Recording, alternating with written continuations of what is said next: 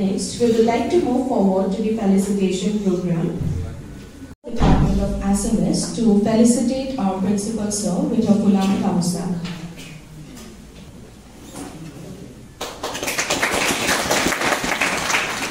Felicitate Soumyadip Dutta sir with a Fulam Kamusa and a terracotta Hatima.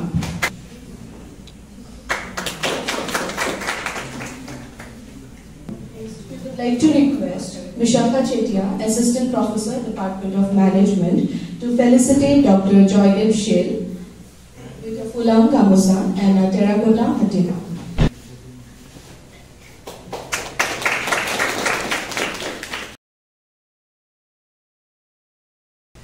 Today we have organized this event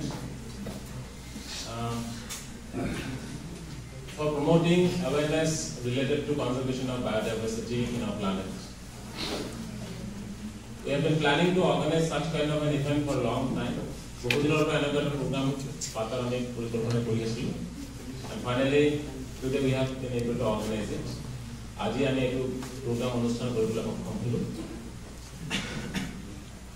In recent years, there have been noticed a kind of landmark shift in our perspective towards nature. Joa kichu dokhokot kobo pari je amar maje academic side bantoto poribekhor proti eta belek drishtibhongi lahe lahe develop korise. But when we were in schools, ami jete school porichilu তেতিয়া তেনেকুৱা এটা পাৰ্সপেক্টিভ নাছিলে তেনেকুৱা class 9 10 আমি মই ক্লাসত এইটো কথা কম প্ৰায় ক্লাস 9 10 আমি জিম কৰ্বেটৰ মোহন ম্যান ইটাৰ নৰকাতক বাঘ কেনেকৈ হত্যা কৰিলে এই গল্প আমি পঢ়িছো কিন্তু আজিকালি কথা টেক্সট বুক বিলাকত তেনেকুৱা গল্প নাই লাহে লাহে দৃষ্টিভংগী চেঞ্জ হ'ল আৰু পৰিৱেশৰ ওপৰত পৰিৱেশৰ যি conservation safety, Parapon importance, Lahia developed, Mama good to the Guanamo Toilet. I will be so Takago Lahe, the TV advertisement of Alcohol. The Omida Potsone like, oh, I have to say what I guess. Amiama Bakila of Hakula. And look at a shift Lahe Manhur perspective of developers. And this shift has taken place mainly because of the tireless efforts given by organizations like Nature's Beacon. Nature's Beacon on this na অনুষ্ঠান পদে G তেওঁলোকৰ অবদান আগবঢ়াইছে তাৰ কাৰণে মানুহৰ মাজত এনেকুৱা এটা পাৰ্সপেক্টিভ দৃষ্টিভংগীৰ পৰিৱৰ্তন লাহে লাহে আহিব ধৰিছে Right now I remember a text which I have discussed in HS first year Higher first year দুখন কিতাপ ইংৰাজীত আমি পঢ়াব লাগে হৰ্নবিল আৰু স্ন্যাপশ্বট হৰ্নবিলৰ কোথায় Page number 44 and 45 of Ashikul. At a text they are the ailing planet. The ailing planet, Amar Bemari Promoter Pakabis. So in that prose, maybe in the paragraph number 4, side number paragraph of the Dunia description dias. That say in a zoo, Syria say in a zoo in Lusaka, Zambia. Africa, Zambia, Lusaka Namor Jekunor. Zambia, Lusaka, Taikuna, zoo area. There is a special cage, near the cage, Pinjara Rakas. So, whoever visits this cage, take Pinjara on the top of the cage, what is written? Pinjara the world's most dangerous animal. But when, surprisingly, you look inside the cage, nothing is placed inside. No animal, no reptile or no bird. But instead of them, a big mirror was placed inside the cage. Cage to bhitor dangor apan aina he rakhi thoi dia ase. Aru tar dara bujha hoise who would be the world's most dangerous animal? Je tar sammukot thiyo hoi ase. Ei jitu warning, hey warning to dara amak ki bujha hoise? Warning dia hoise. যে আমার যে interference in every aspect of the natural world আমার পৰিবেশৰ গোটেইকেইটা শাখাৰ ওপৰত আমি যেনেকৈ ইন্টাৰফাৰেন্স কৰি আছো তাৰ ফলত বায়োডাইভাৰ্সিটিৰ ওপৰত জৈৱ বৈচিত্ৰ্যৰ ওপৰত আমি কি ক্ষতি আনিছো এই বিষয়ে আমাক সচেতন কৰিবলৈ চেষ্টা কৰা হৈছে আৰু মই আশা কৰিছো আজিৰ এই অনুষ্ঠানটোৱে আমাক সেই বিষয়ে আৰু বেছিখিনি কথা আমাক জনাব পাৰিব। এইখিনি কথা কৈ পেলাই আপোনালোক সকলোকে এই অনুষ্ঠানলৈ আদৰণি জনাই পেলাই মোৰ এই চমু বক্তব্য মই ইয়াতে সামৰিছোঁ। ধন্যবাদ।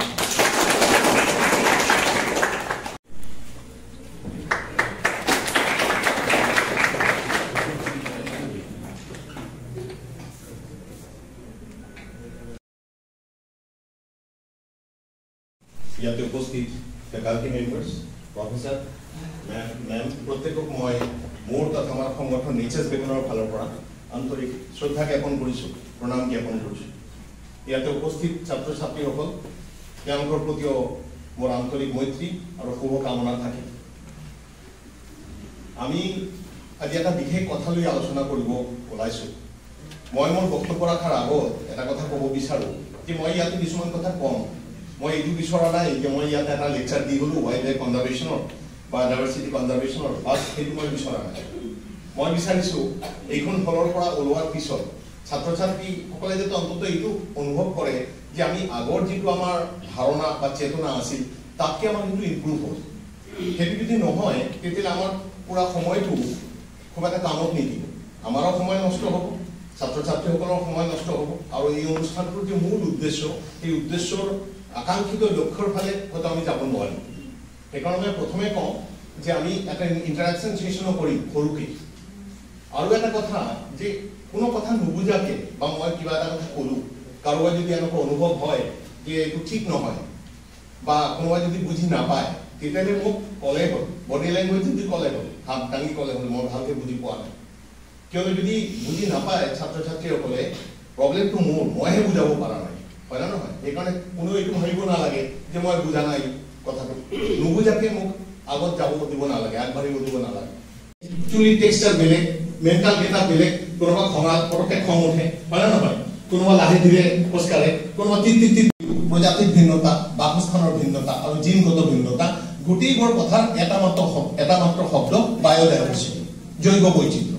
আমাক যদি সোধা হয় নেচাৰ স্পেকিনে কি কৰে, আমি যদি কওঁ যে আমি বায়'ডাইভাৰ্চিটি কনজাৰ্ভেশ্যনৰ কাৰণে কাম কৰোঁ বা আমি জৈৱ বৈচিত্ৰ্য সংৰক্ষণৰ বাবে কাম কৰোঁ, তেতিয়াহ'লে বুজিব লাগিব সিহঁতে প্ৰজাতি সংৰক্ষণৰ বাবে কাম কৰে, প্ৰজাতিৰ বাসস্থান সংৰক্ষণৰ বাবে কাম কৰে, আকৌ একেই প্ৰজাতিৰ ভিতৰত যিটো ভিন্নতা তাৰ সংৰক্ষণৰ বাবে কাম কৰে, হয় না?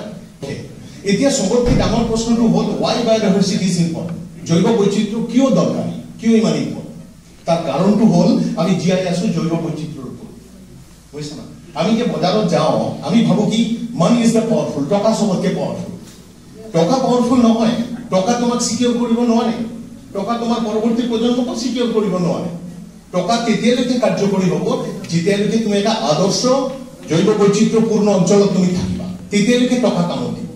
এতিয়া তুমি পইচা দিছা কাঠ লাগে, ড্ৰামকে কাঠ পেলাই দিছে। এতিয়া তুমি পইচা দিছা বাঁহ লাগে, ড্ৰামকে বাঁহ দি দিছে। এতিয়া তুমি পইচা দিছা মাছ লাগে, ড্ৰামকে মাছ দি দিছে। যদি প্ৰকৃতিৰ বস্তুবোৰ নাথাকে টকা দি হ'ব কেনেকৈ?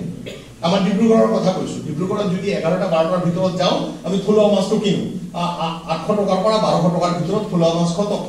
তুমি যদি দেৰিকে যোৱা, যদি কোৱা 1 লাখ টকা দিম 1 কেজি মাছ দিব নোৱাৰি, তাৰপিছত মটৰচাইকেল লৈ পেলাই দৌৰি মৰি 1 কেজি মাছ লৈ আহিব, সেইটো বেলেগ কথা, কিন্তু তাৎক্ষণিকভাৱে সি দিব নোৱাৰে। তাৰ মানে কি হ'ল? তাৰ মানে বায়'ডাইভাৰ্চিটি ইজ মোষ্ট ইম্পৰ্টেণ্ট। লৈছো গেষ্ট লাইন চাৰ্ভে কৰিছো, হাল্লা কৰিছো, মাল্টিষ্ট্ৰাকচাৰ লেভেলত এৱাৰনেছ কৰিছো, তাৰপিছতে কেবিনেট ডিচিশ্যন হৈছে। তো আমি আগবাঢ়ি আহিব লাগিব। আমি আগবাঢ়ি আহি আমাৰ জংঘল, আমাৰ বায়'ডাইভাৰ্চিটি প্ৰটেক্টেড কৰিব লাগিব। আমি যদি আমাৰ বায়'ডাইভাৰ্চিটি প্ৰটেক্টেড নকৰোঁ, আমাৰ জংঘল প্ৰটেক্টেড নকৰোঁ, তেতিয়াহ'লে কি হ'ব? আমাৰ ভৱিষ্যত প্ৰজন্মৰ প্ৰগতিৰ মূলতে কুঠাৰঘাত কৰা হ'ব। এইটো কমাৰ্চ কলেজ, তোমালোকে ডেভেলপমেণ্টৰ কথাটো বহুত শুনি থাকা না? ডেভেলপমেণ্ট কাক কয়? ডেভেলপমেণ্টৰ পৰিভাষা কি, কনচেপ্ট ক্লিয়াৰ আছে জানো? ডেভেলপমেণ্ট কাক কয়? কোনে কি ক'বা?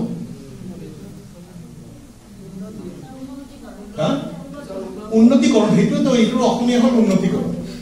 বাংলা ভাষাত বেলেগ হ'ব, ফাৰ্চী ভাষাত বেলেগ হ'ব, সেইটোতে ভাব একেই কথা। কিন্তু ডেভেলপমেণ্ট কাক কয়? কাক ডেভেলপমেণ্ট কয়? মই জানো কি উত্তৰ আহিব, টাইম আজি বেছি নাই। উত্তৰ আহিব যে টকা পইচা হোৱা, ইনফ্ৰাষ্ট্ৰাকচাৰ ভাল হোৱা, বিদ্যা ভাল হোৱা, ৰাস্তা ঘাট ভাল হোৱা, এইটোৱে হ'ব না ডেভেলপমেণ্ট কথাটো। আসলে ডেভেলপমেণ্ট সেইটো কথা নহয়। আজি যদি মোৰ ঘৰটো, যদি আমাৰ সম্পত্তি ঘৰটো যদি দেউতা বেছি দিয়ে, বেছি দি পেলাই বহুত টকা পাব। সেই টকা দি পেলাই দেউতা আৰাম এছ কৰিব পাৰে, দামী গাড়ীত ঘূৰিব পাৰে, দামী হোটেলত থাকিব পাৰে, দামী মদ খাব পাৰে, চব কৰিব পাৰে, বুজিছা? কিন্তু সেইটোক আমি ফূৰ্তি কৰিম জানো? সেইটো লৈ পেলাই কিয় নকৰিম?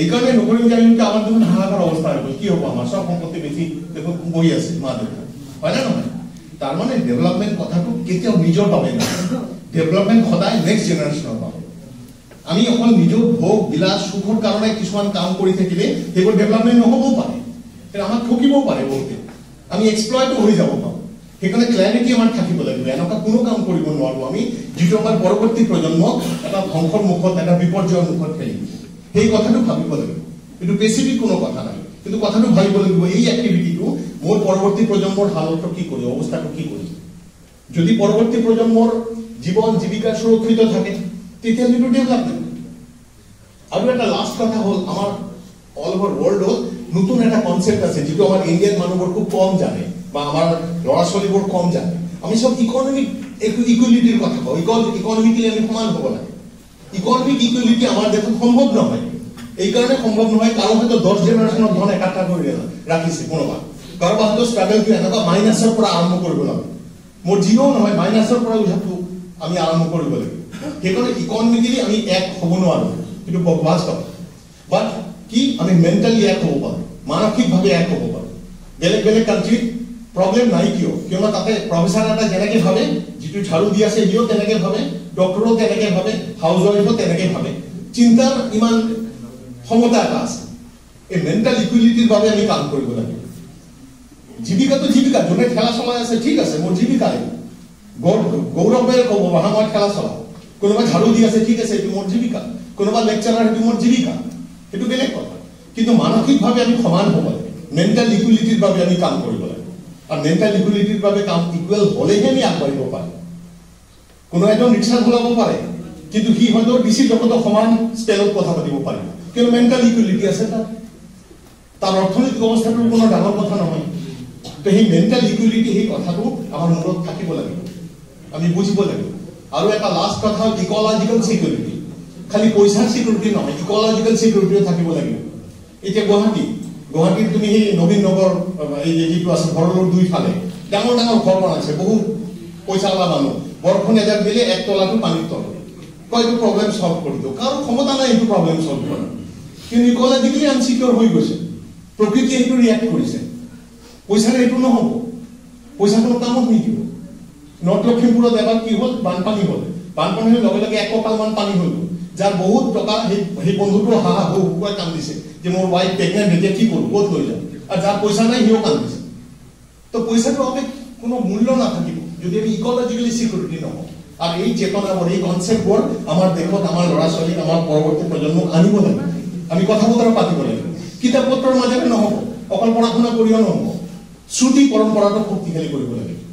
অকল পঢ়া শুনা কৰিলে নহ'ব কিয় চোৱা তুমি বটানীৰ এটা ল'ৰা ব্ৰিলিয়েণ্ট ৰিজাল্ট ই 5-7 একো চিনি নাপায় ৰিজাল্ট কিন্তু ব্ৰিলিয়েণ্ট 92 মাৰ্ক জুলজি দি পাইছে 80 85 90 মই চাই পোকৰ এইটো কি পোক এইটো কি চৰাই এইটো একো গম নাপায় তো খুটুৱাব নোৱাৰে না চ' কথাটো হ'ল যে আমাৰ শ্ৰুতি পৰম্পৰা শক্তিশালী কৰিব লাগিব সঁচা অৰ্থত আমি জানিব লাগিব সঁচা অৰ্থত জানি পেলাই আমি আগবাঢ়িব লাগিব আমাৰ নেচাৰ্ছ বিজ্ঞানে আমি গোটেই জীৱন ধৰি এইটো কাম কৰিম গোটেই জীৱন ধৰি তোমালোক এই চেতনা যদি আগ নাবাঢ়ে আমাৰ লাইফটো ফ্লপ কি লাভ হ'ব সেইকাৰণে আমি আন্তৰিকতাৰে বিচাৰোঁ এই চেতনা যাতে জাগ্ৰত হয় মোৰ কথা ইমান ধৈৰ্য সহকাৰে শুনাৰ কাৰণে বহুত বহুত ধন্যবাদ এইখন কলেজৰ ফেকাল্টি ছাৰসকল বাইদেউসকল কলেজৰ প্ৰিন্সিপাল গভৰ্ণিং বডি ছাত্ৰ একতা সভা প্ৰত্যেকক আন্তৰিক ধন্যবাদ জ্ঞাপন কৰিছোঁ শ্ৰদ্ধা জ্ঞাপন কৰিছোঁ থেংক ইউ ৰাজ্যিক এনিমেল ৰাজ্যিক গছ বন গছ তাৰপিছত আমাৰ ফুল কষ্টলি ৰখি আমাৰ ৰাজ্যিক ফুল আৰু দেওহা বাইফুল উদ্যান ৰাজ্যিক চৰাই এইটো মানে এটা থুলমূলকৈ বায়'ডাইভাৰ্চিটি এটা আভাস পাওঁ যে আমি গোটেই আমাৰ ভাৰতৰ সকলোবোৰ ৰাজ্যতে এনেকৈ আমাৰ ৰাজ্যিক ফুল ৰাজ্যিক সব ধৰণৰ আছে এই কথাবোৰ আমি গম পাওঁ আমাৰ দেশ আমাৰ ৰাজ্যখন বায়'ডাইভাৰ্চিটি ইমান ৰিচ সবৰে আমাৰ বেলেগ বেলেগ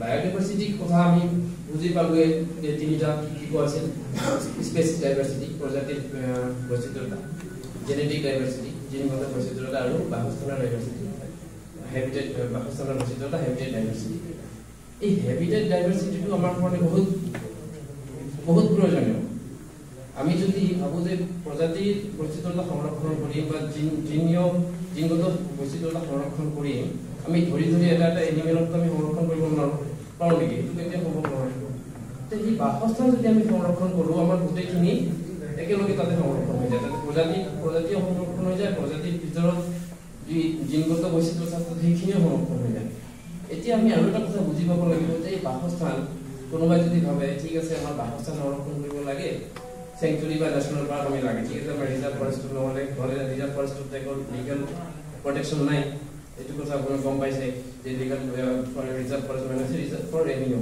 তাতে যিকোনো সময়তে গছ কাটিব পাৰে কিলোৰ মহল বালি নহব পাৰে তাতেতো প্ৰটেকশ্যন নাই সেঞ্চুৰী বা ন্যাশনাল পাৰ্ক লাগে এতিয়া কথাটো হ'ল এই হ্যাবিটেট ডাইভাৰ্সিটি যদি আমি বচাব খোজো আমি পাৰ্টিকুলাৰ এনেকুৱা নহয় যে ঠিক আছে আমাৰ দেখোন মানস ন্যাশনাল পাৰ্ক আছে ইমান ডাঙৰ ন্যাশনাল পাৰ্ক আমাক আকৌ কেলে লাগে আমাক আকৌ ৰায়মনাখন কেনে লাগে এই কাৰণে আমাক বেলেগ বেলেগ অঞ্চলত বেলেগ বেলেগ অৰণ্যবোৰ সংৰক্ষণ কৰিব লাগিব কাৰণ সেই পাৰ্টিকুলাৰ বাসস্থানত বেলেগ বেলেগ এনিমেল থাকে কাৰণ ৰায়মনা চাপলা হৈছে গোল্ডেন লেগুৰ হ্যাবিটেট ইয়াতে কাৰণ এই ফৰেষ্টবোৰ উঠলেন ডাঙৰ ডাঙৰ গছ আকৌ মানসত কি আছে মানসত তাতে গ্ৰাছলেণ্ড আছে ওয়েটলেণ্ড আছে তাতে থাকিব পিগমি হক ডিয়াৰ সেইবোৰ এনিমেল তো যেহেতু আমাৰ যিকোনো অঞ্চল ভেদে বা অৰণ্য ভেদে আমাৰ বেলেগ বেলেগ এনিমেল থাকে আমি পাৰ্টিকুলাৰ এটা অৰণ্যকে আমি সংৰক্ষণ কৰি দিলে যে আমাৰ গোটেই প্ৰজাতি হৈ যাব তেনেকুৱা নহয় আমি ধৰি লৈ দিব নোৱাৰো আমি যদি ভাবো যে আমাৰতো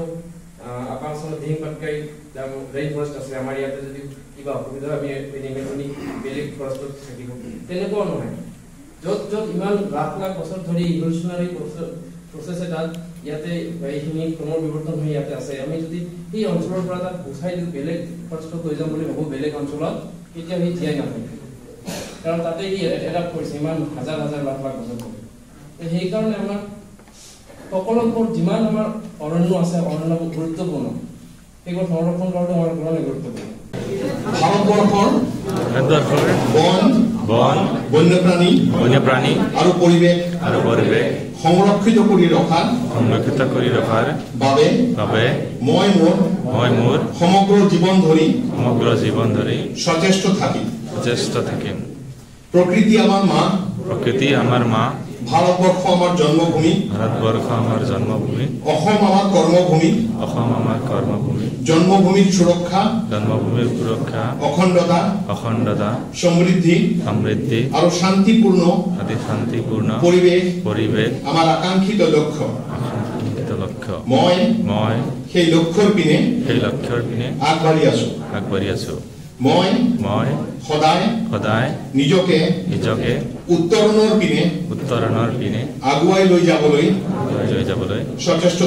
সচেষ্ট থাকিম মই মিথ্যাচাৰৰ আশ্ৰয় নলওঁ আৰু কোনো ধৰণৰ নিচাজাতীয় দ্ৰব্য সেৱন নকৰো মই মোৰ ওচৰ পাজৰত থকা গছ বন আৰু বন্যপ্ৰাণীবোৰক সুৰক্ষা প্ৰদান কৰিম মোৰ দ্বাৰা মোৰ নিজৰ আৰু আন কাৰোবাৰ যাতে কোনো অমংগল নহয় তাৰ বাবে মই সচেষ্ট থাকিম মোৰ বিদ্যালয় মহাবিদ্যালয় মোৰ আচাৰ্য মোৰ শিক্ষক শিক্ষয়িত্ৰী তথা শিক্ষাগুৰু মোক জীৱনৰ বাটত আগুৱাই যাবলৈ সহায় সহযোগিতা কৰা প্ৰত্যেকৰ প্ৰতি মই থাকিম শ্ৰদ্ধাশীল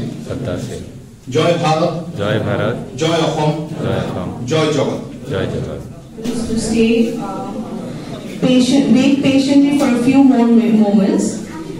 We understand, sir, you have a lot more experience, but due to time constraints, we are not being able to listen to you. But then we feel that we have a lot to learn from you. Now, I would like to deliver my vote of thanks. But before delivering of my vote of thanks, I would just like to add a few words. So when it comes to biodiversity protection is very necessary when it comes to everyone. Is a holistic approach which is going to help us in the overall development of the whole nation and not just the nation but the world as a whole. So when it comes to today's program, we have learned a lot from today's program. I would like to thank Soumyadev sir. I would like to also thank Joydeep sir for delivering us with your valuable knowledge, encouraging us, inspiring us tirelessly with all the developmental works that you have been doing. So when it comes to the protection of the wildlife, the way that you have talked about protecting the golden lagoon, when it comes to protection of different species, when it comes to the various national parks in case of Assam, it's a tremendous work, and I can understand as how much hard work has been going on into all these works. So when it comes to all the work that you have been doing, sir, I would like to thank you again for all the work that you have been doing. So moving on to the vote of thanks, firstly I would like to thank our principal sir for trusting us with your valuable trust and letting us organize this particular program. Then I would like to thank today's guests, Dr. Soumyadev Dutta sir and Dr. Joydeep Shil, for giving us your valuable knowledge, inspiring us and letting us know as to what are the different ways we can protect the environment, letting us know the importance of biodiversity, and letting us know as to why we should work towards the overall development. Then I would like to thank the non-teaching staff of this college for looking into the technical needs of this particular program, looking into the refreshment needs of this particular program, looking into the infrastructure needs of the program, and helping us in the overall technicalities which are needed in order to organize this particular program. Then I would like to give my sincere thanks to all the respected teachers who are present in today's program and the wonderful students who are also present in today's program. This particular program has been delivered specially for you all, and thank you a lot for being present in today's program and helping us in making this particular program a grand success. And last but not the least, I would like to thank the organizers of today's program, Ms. Pinky Gogoi, Dr. Gaurav Datta, and me, of course. So we have been working tirelessly day and night in order, among our other duties and responsibilities, to make this program a grand success. So thank you a lot for working towards the overall conducting of this particular program. Thank you.